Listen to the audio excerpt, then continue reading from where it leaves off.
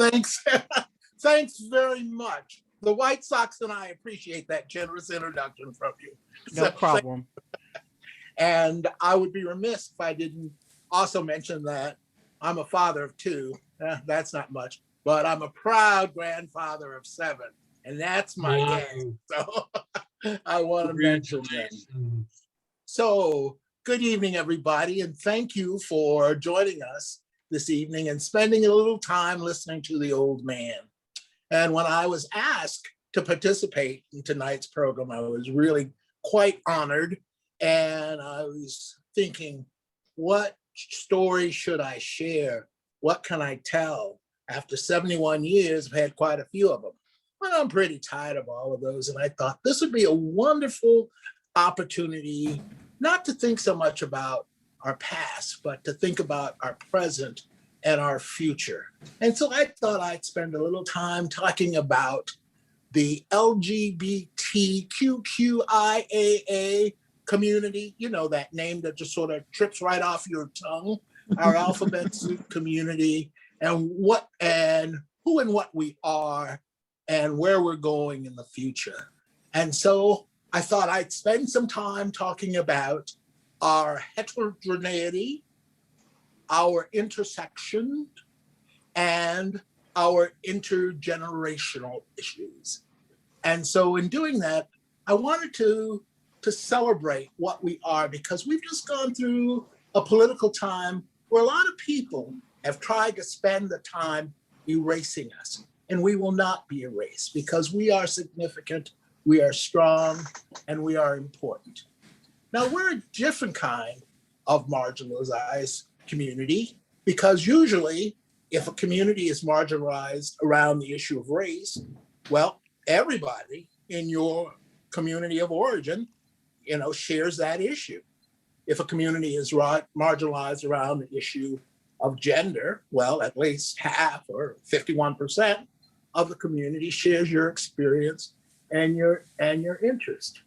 But usually for us, we go through our marginalization, at least initially, all by ourselves. The process of coming to recognition of one's sexual orientation and gender identity is usually a pretty lonely process. But when it happens, we decide to come together into this fabulous community where our value is we are a community of choice. And so our challenge is to make each other feel welcome, to recognize our variances and our similarities, and to function that way. And so we become not only the community, but oftentimes the family of choice for each other. And it's important that we continue to do that. So since we come from all different families and communities of origin, that heterogeneity is recognized in our community. And we need to support and understand and value each of us from wherever we come as we come together in this family of choice. One of the things that we have to recognize is that we live at the area of intersection. None of us is just one thing.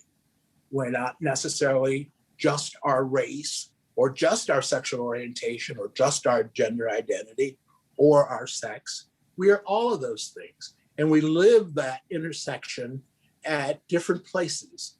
No two men necessarily gay the same way. No two women necessarily lesbian the same way. With different combinations and variations of all of our identities. And we see the world through those prisms in different ways at different times. But because we share the experience of having to deal with marginality and with our variances, we can commit ourselves to one another, to understanding and support. That's a very important and powerful thing that we get to do. And the third thing that I wanted to deal with was the issue of our intergenerational relationships. Now, at 71, I'm a pretty old dude, or at least I'm as old as I've ever been. And the thing that's important about that is that people of my generation have been identified as the first generation of out LGBT seniors. And what's significant about that is two things. First of all, we're out in public, we are represented, we are present at a stage of life that when we were younger, we never thought we'd get to. We never thought about it, when coming to recognition of one's sexual orientation and gender identity and moving into spaces where we were building our own places to be. We didn't think about being older. We didn't think about retirement age. We didn't think about all of those things that would happen later. And there weren't people around to lead us an example. Well, they were around, but the community hadn't come together at that point. But now we have, and that's important. But in addition to the fact that we are leading the way in this stage of life, we also happen to be the people who've been alive for the entire arc of the LGBT liberation movement in the 90s, using Stonewall as the general start period of that time. Those of us who are in my age group were alive then. We went through those experiences. We remember those times, and we remember all of the major political achievements and accomplishments in our community as we went from that time to this. Now, what's important about that for those of us who are older is that it exhibits the fact that we have some sense in some experience in endurance. But what's good about that for those of us who are younger is that the people who lived through it are still around. And we've got to connect those two groups of people. And in doing that, we again reinforce the value and the breadth of the LGBT community. And that's very important. Now, intergenerational relationships are not easy. And they require that we are dedicated to them and that we put some energy into them. But what they do ultimately is they show the value that the generations have in one another. We who are older certainly don't want our achievements, our sacrifices, our victories, our stories to be forgotten. The impact of some of the political actions that were taken by the former administration actually threatened to do that. The very idea that LGBT elders should be erased, or LGBT people, in fact, should be erased from the census, from government functions and regulations, from the designs of institutions that serve the community in general, are not tolerable. We are not to be erased. We are a vital part of world society.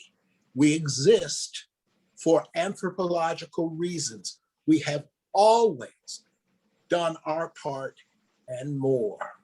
And much of the intelligence and the culture and the beauty and the science and the values of human society are represented by our community. And we can take pride in that, and we can continue on.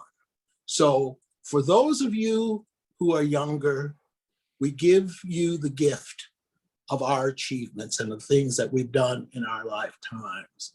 And of you, we ask that you help us avoid isolation, avoid being invisibilized, avoid feeling less vital by sharing your time with us. What you are doing in today's society, in today's world, is very encouraging and very exciting. But neither of us function in isolation. We're all connected. What you're doing is a continuation of what we did. What we did standing on the shoulders of those who went before us. And so feeling that connection, feeling that relationship helps us all feel our innate value. And in doing that, it helps us all to survive. So thanks a lot. And I'm going to let you get on to the wonderful people who are part of this panel. And thank you for listening to me. Bye-bye. Thank you so much for that. I just want to thank you for being here, number one. And number two, thank you for all the work that you've done for folks like me that are coming behind you. It does not go unforgotten and unnoticed. So thank you.